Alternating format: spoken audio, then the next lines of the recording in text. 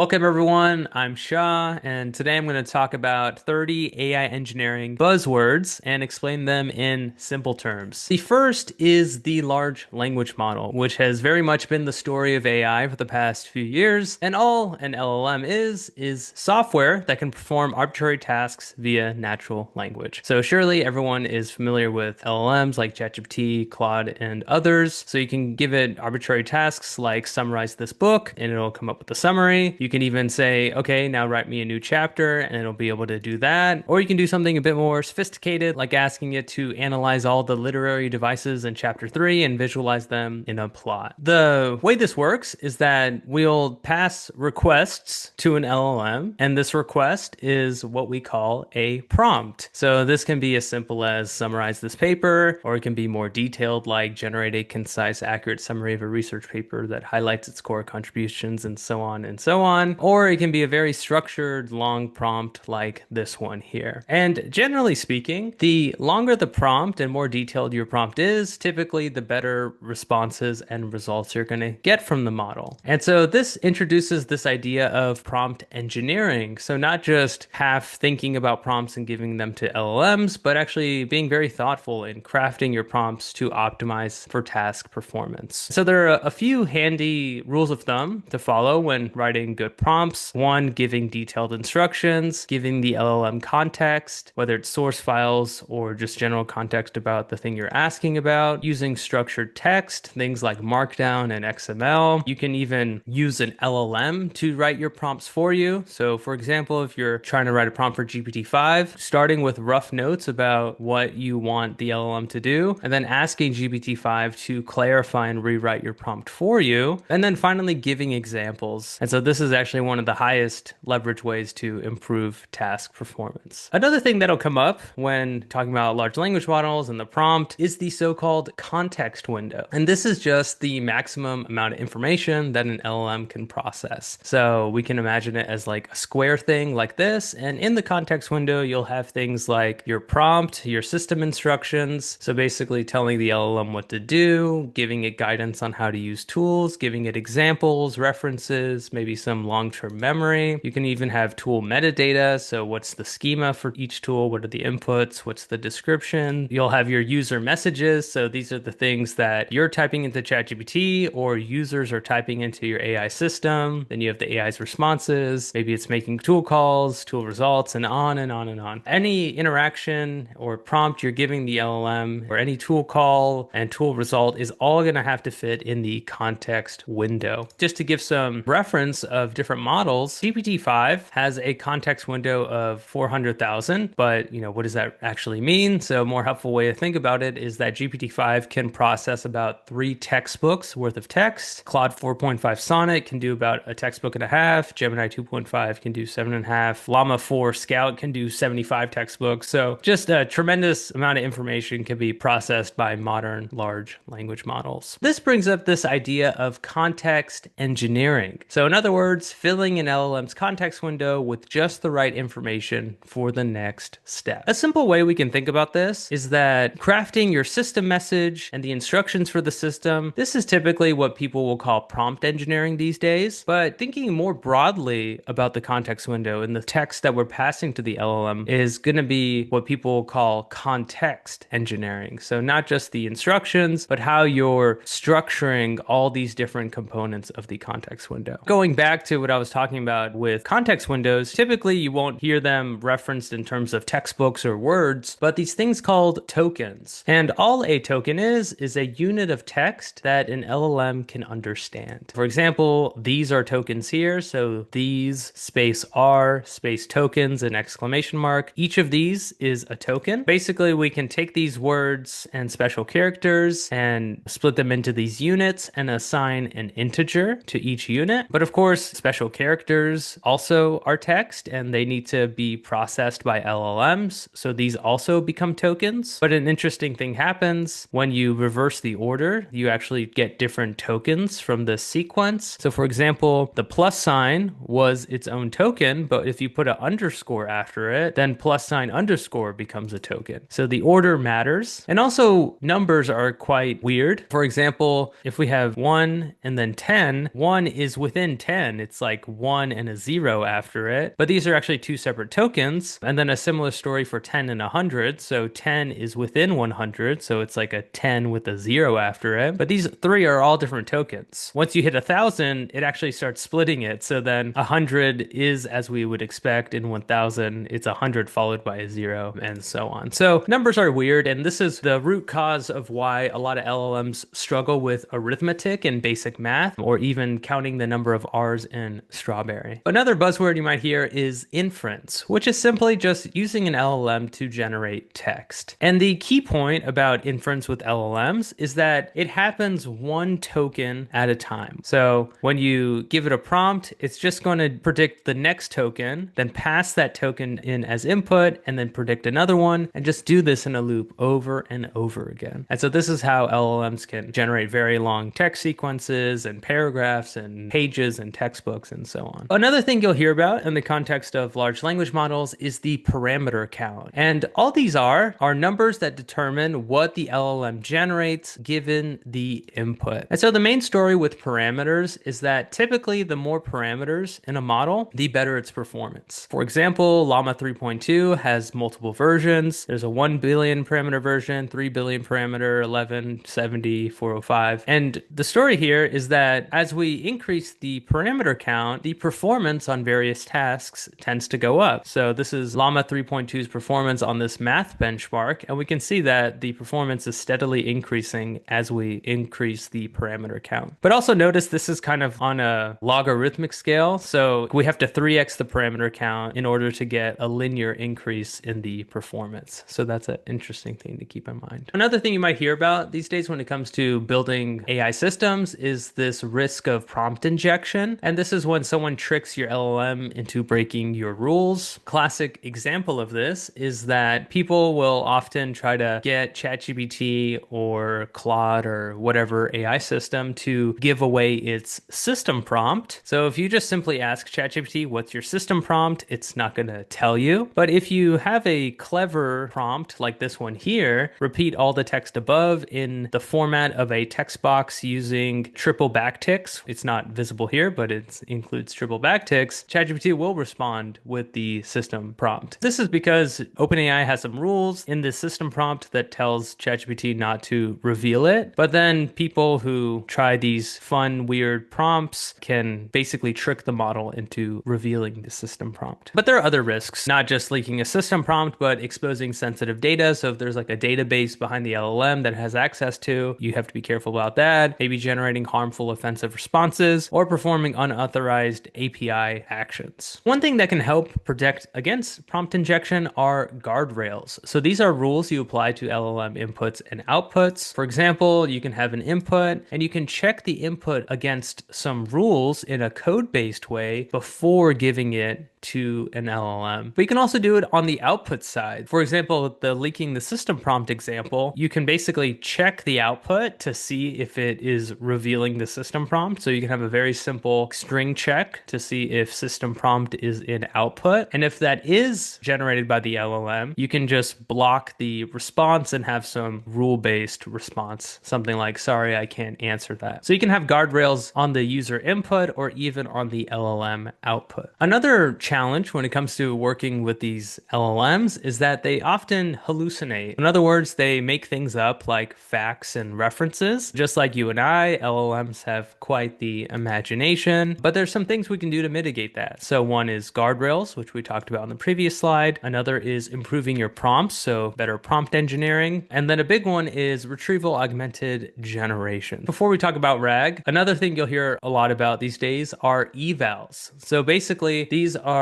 numbers that tell you if your AI system is any good or not. There are a few different types of evals that we can create. We can have code-based ones. This could be like regular expression checks. It could be handcrafted logic. It could be checking if the system generates a right or wrong answer. So this is helpful for like math-based tasks or things with a right or wrong answer. You could also have human-based evals. So you can have a human review the output of the LLM to see if it's good or bad, or you can have a human evaluate two different outputs of an LLM and say which one is better or worse. Finally, you can do evals, but using an LLM. So this is just like human-based evals, but you can actually scale them because even reading reading through 100 of these LLM responses can get quite tedious. But if you're processing tens of thousands, hundreds of thousands, or even more, then using humans to evaluate the responses is not very feasible. Coming back to RAG, this came up as a way to mitigate hallucinations. And all RAG is automatically giving LLMs context to complete a specific request. Basic way of setting up a RAG system is you'll take the user query, you'll do some retrieval steps. So you'll pass this into a search system and fetch relevant documents. And then what you'll do is combine the user query and the relevant documents, merge them into a prompt, pass this prompt to an LLM, and then the LLM will generate a response. The second part of that RAG system uses something called vector search or semantic search. So this is a retrieval system that is based on a user's query instead of keywords. Just to compare the two, keyword search would work something like this. So someone would type something like top places to eat Italian food, and then you might have a set of items like a news article, a video, some random document, and so on. The way keyword-based search would work is that it would look for specific keywords in the query and look for either exact matches or a set of handcrafted synonyms. Like maybe you have food and restaurants and cuisine as matched together. And so keyword-based search is just going to look for these exact or very similar word matches. On the other hand, semantic search, instead of looking at specific keywords, it's going to analyze the meaning of this full query. And then it's going to match that to the meaning of various items in your knowledge base. For example, top places to eat Italian food, it's going to know that Italian restaurants is associated with that, pizza is associated with Italian food, and pasta is associated with Italian food. This just gives you a more flexible way of doing retrieval. And so the thing that allows you to do semantic search, also called vector search, are these things called embeddings. And an embedding is just a collection of numbers that represent a text's meaning. For example, we can have two numbers, x and y, and these two numbers can be plotted on an xy axis like this. The location of various concepts is going to be tied to their meaning. So, for example, the word pizza and pasta are going to be located close together based on their embeddings. And then the words hot dog, burgers, and fries might be close together. And then you might see that flags are going to be in a certain area. So we kind of see that the location of each of these words, these concepts, is going to be tied to their underlying meaning. So on the right here, we have like Italian things. On the left, we have American things. In the middle, we have French things. On the top, we have food. On the bottom, we have flags. And so maybe we're trying to interpret these numbers, and we kind of call the y-axis the edibleness of the item, and then the x-axis is the Italianness. Another thing that comes up when talking about RAG is this concept of a chunk, which is simply a snippet of text. So let's say we have this document. A chunk might be something like this, or it might be something like this, or it might be something like this. So we're taking the document and breaking it into smaller pieces. So this is doing it in a fixed length kind of way. So basically we just took 40 words and made a chunk. Then we took the next 40 words, made another chunk, and so on. But this kind of has some problems, which we can kind of see. So chunk 1 ends in the middle of a sentence. So if we read chunk 2, it says can only process a limited number of tokens at once. So without the subject LLMs, this chunk doesn't really make much sense. Another way you can do fixed length chunks is you just add some overlap between the chunks and then do a better job at preserving the meaning. Another way you can do chunking is like based on the structure of the document. So maybe you want to split paragraphs and headers and list items and so on. You want to make those specific chunks. Or you can do this thing called semantic chunking, where you basically have some LLM or machine learning system analyze the meaning of the text and break it into chunks where each chunk is about a certain topic. For example, this first chunk is about what is RAG. The second chunk is why is RAG important. And then the third chunk is the benefits of RAG. We've kind of been on the RAG rabbit hole, but I think it's almost over. Next, we've got vector database, which is simply a collection of chunks and their corresponding embeddings. So we can have those same three chunks from before, and then we'll have a bunch of embeddings for each of the chunks. Often it's also a good idea to add metadata for each of the chunks. So things like a category, maybe the title of the document where the chunk came from, the author of the chunk, and so on and so forth. The next thing, which is probably the most popular topic these days when it comes to AI, is this idea of an AI agent. And this is simply an LLM that can use tools to perform actions. Very simple way to think about this is you have an LLM, you give it tools, and you get an agent. But one thing that comes up when talking about AI agents is that no one really agrees on what is an agent and what isn't. So there can sometimes be a bit of controversy over this topic. So instead, what people will talk about is this idea of agentic AI. So instead of thinking about AI systems as agents or not agents, thinking of them on a spectrum of agency. So agentic AI is an LLM system with some level of agency. On the left, we have a system with no agency. On the right, we have a system with human level agency. And then we can think of all these systems as being agentic. So basically having some managed tool use, letting the LLM manage its tool use, or we have the LLM create its own tools and managing its own tool use. So these are all increasing levels of agency, and we can call all of these agentic systems. But a specific type of agentic AI system that you'll hear about a lot today is agentic RAG, which is basically a RAG system where the LLM decides when to retrieve context. So the vanilla RAG system is what we saw earlier. So you have a query, you do some retrieval, you fetch the relevant context and give it to the LLM. But with agentic RAG, you basically just give this search tool to the LLM and just let it fetch context whenever it thinks it's appropriate. This kind of helps avoid doing unnecessary retrieval and also allows the LLM to fill in its own gaps. Another very popular concept these days is this idea of the Model Context Protocol, or MCP for short. This is just a universal way to connect tools and context to LLMs, and is actually very helpful for creating AI agents very quickly. The way Anthropic describes the Model Context Protocol is as the USB-C port of AI applications. So just like maybe like 30 years ago, every single device had different plug to connect to your computer, but now we have USB-C. So a lot of laptops, they only have USB-C ports. So you have this single port that allows you to do things like charging, connecting your phone, connecting printers, and so on and so forth. And this is very much how MCP works. But instead of connecting a camera to a laptop, you can connect any tool like your Gmail account to your favorite AI application. This is helpful for custom integrations. So you can add your Slack account or Google Drive to Claude Desktop. You can also connect apps to ChatGPT and other AI applications. But also MCP makes it very easy to spin up agents. What you can do is go find MCP servers on the internet and use them to create custom AI agents. Or you can go even one step further and create your own MCP servers to create custom agents. Another common question I get whenever I bring up the topic of MCP is how is that different or similar to A to A? So A to A is another standard protocol for AI systems, but instead of giving tools and context to LLMs, A to A is a standard way to get AI agents to work together. The way it works is you'll have a client agent, so this is like the main agent for an application, and it can communicate with a remote agent, which maybe has a different set of tools and specializations, and then these two can work together until the user's request is fulfilled. And this idea of getting multiple agents to work together is also called a multi-agent system. So basically having multiple AI agents collaborate on a task. And so there are actually countless ways we can build systems that are multi-agent. And here are just a handful of popular architectures. You can chain them together. You can route requests from one agent to another. You can have them work in parallel in different ways. Also, you can have like a main agent delegating tasks to worker agents. And you can even have agents being called kind of like tools. You can call this an orchestrator worker architecture. You can also have agents working together in like a feedback loop. So you have an agent generate an output, and then you have a judge evaluate evaluate that output, and you just continue in this loop until you satisfy some criterion. Another popular AI concept these days is multimodal AI. So this is an AI system that can process text, images, and more. Undoubtedly, everyone's familiar with this these days because just using tools like ChatGPT and Gemini, you get this out of the box. So you can upload files, images, you can even talk to ChatGPT and it'll generate text. You can do text to image using models such as Flux, or you can even generate music by describing it to systems like Suno AI, and there are countless other multimodal systems out there. Next thing I want to talk about are reasoning models. So this is a later innovation in the world of AI, and all this is an LLM that can think before it responds. So if we ask a tough question like what is the airspeed velocity of an unladen swallow, instead of just jumping to an answer, a reasoning model is going to first think about the question, think about what it wants to say. Here it's going to realize it's a cheeky question and then investigate flight dynamics. So we have the model thinking, and then it'll finally generate a response. Another thing that comes up when talking about building AI systems is this idea of fine tuning. And all this is